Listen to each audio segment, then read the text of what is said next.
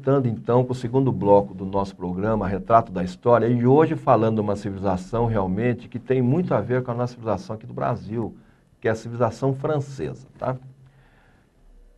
Joana d'Arc, ela foi queimada em 1431, só que depois, com o passar do tempo, né, eles viram realmente a grandiosidade da obra que ela tinha feito de defender a França, e hoje ela é a padroeira da França. Então é aquilo que a gente já falou em outros programas sobre a civilização, a história ela resgata realmente os seus verdadeiros heróis, as personalidades realmente que vieram para cima desse planeta para fazer obras, né, realmente grandiosas. Em 1648, depois de Cristo, surge o rei Luís XIV, que nasceu em 1638 e faleceu em 1715, que era considerado o Rei Sol. E em 1681, a 15 quilômetros de Paris, ele iniciou uma das maiores obras, os maiores palácios que existem no planeta, que foi o Palácio de Versalhes, né, um dos mais luxuosos da Europa, que inclusive também nós tivemos o prazer de conhecer, é uma coisa extraordinária. Tá? Luís XIV foi expandido o território francês, né, e ele, através do seu engenheiro militar, Vauban, de 1633 a 1704, ele criou um sistema de ataque através de trincheiras paralelas, tornando o Império uma grande potência. Então aqui a gente vê na história, determinadas personalidades foram criadas justamente para fazer guerra, mas isso foi dando expansão para justamente essas civilizações, que hoje é aquilo que nós temos aí praticamente em cima dos 5 continentes aqui do nosso planeta, tá? Vauban construiu 300 fortes em todo o território em forma de estrela, tá?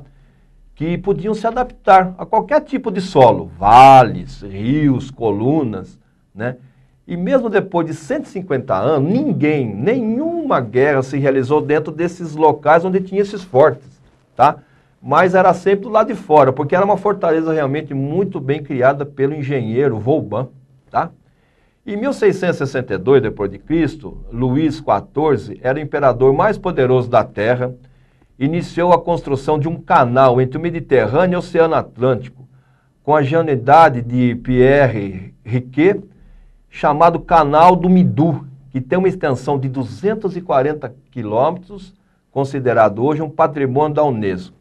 Então, já bem, só para vocês entenderem, ali a França, logo abaixo tem a Espanha. Então a França, ela tinha que dar a volta pela Espanha para ir para o Oceano Atlântico.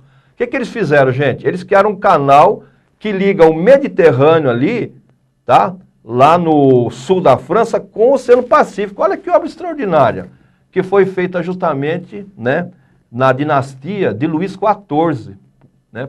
Através dessa engenharia, que hoje, inclusive, serve como local turístico. E a França é um dos países mais visitados pelo mundo todo, tá?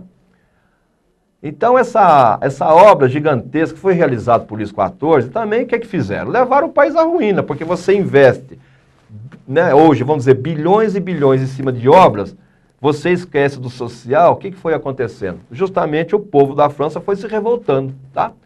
Então, essa obra gigantesca realizada por Luís XIV levaram o país à ruína financeira, revoltando o povo francês. E o que aconteceu? Em 1789, culminou com a Revolução Francesa, 1789, que inclusive é um divisor dentro da nossa história, tá? Da Idade Média para a Idade Contemporânea, até hoje. Então, 1789 é um divisor de água da nossa história. O que ele foi feito? Foi feita a deposição da monarquia de Luís, tá? E Maria Antonieta, e eles foram simplesmente decapitados em praça pública, né? Imagine a revolta que o povo tinha, por quê? Toda aquela riqueza de palácio, tudo, mas o povo vivia à míngua, tal qual acontece até hoje em determinados países, até aqui no nosso país, a gente vê muitos bolsões de pobreza no nosso país, até hoje, pessoas vivendo na riqueza e outros não têm nem nada para comer, tá? Danton e Robespierre foram os grandes articuladores da queda do Império, né? E isso gerou um caos justamente no Império que se instalou. Imagine só, você fazer toda uma revolução, né? Através da decapitação dos seus reis, dos seus monarcas, que já vinha há muito tempo imperando ali naquela sociedade. Em 1795 emergiu um jovem e brilhante general da Córcega, que ia levar a França a uma nova era imperial, chamado Napoleão Bonaparte. Então aqui na história, é muito interessante você ver, eles vieram todo aquele processo, né, com os reis, tudo, fizeram a revolução, aí surgiu um outro líder, né, que no caso, aí iniciou-se um outro processo, que já é um processo mais republicano, mas ainda através de um líder, um general, né, que foi Napoleão, realmente uma personalidade muito importante dentro da nossa história. Napoleão, né, um dos maiores conquistadores da história, se impôs com tanta força que entrou para a história justamente como os imperadores famosos, Júlio César e outros grandes personalidades da história universal, tá? A ascensão de Napoleão realmente foi meteórica. Você vê, eles saíram de uma revolução, faltava um líder, um comandante do exército, e ele se despontou justamente através disso, tá? Então, veja bem, em apenas um ano ele galgou posições dentro do generato impressionantes. Após ganhar várias batalhas, voltou a Paris como um grande líder, ele foi coroado imperador naquela famosa Catedral de Notre-Dame, que é lógico, aí a catedral já tinha sido concluída, uma coisa maravilhosa. Ele erigiu o Arco de Triunfo, inspirado justamente no arco que já existia lá em Roma, que foi construído por Tito, né? E bem no centro ali de Paris, lá no finalzinho da Champs-Élysées, uma coisa maravilhosa, tá? Realmente lá com 20 toneladas. Então aqui, justamente, o imperador, essa personalidade Napoleão Bonaparte, ele foi uma personalidade que deu um impulso muito grande para a França, tá? E com muitas conquistas.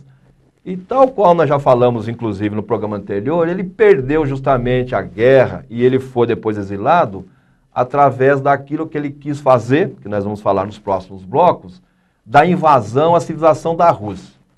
Então, pessoal, hoje nós estamos falando com muito carinho para vocês sobre essa civilização realmente impressionante, que é a civilização francesa, que tem muito a ver aqui com o nosso país. Nós vamos fazer um pequeno intervalo, não sai daí não, nós já voltamos.